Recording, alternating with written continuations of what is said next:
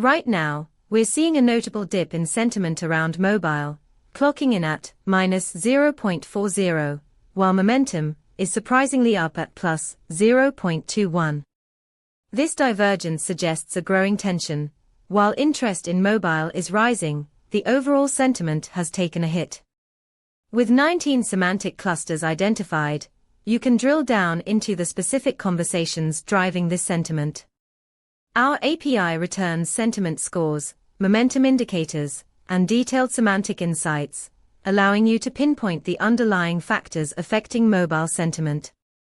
Imagine you're building an app that curates mobile news. By leveraging this data, you can tailor your content strategy, focusing on areas of interest while addressing negative sentiment. For more on how to integrate this into your own projects, check out pulsebit.lojenterprise.com/docs.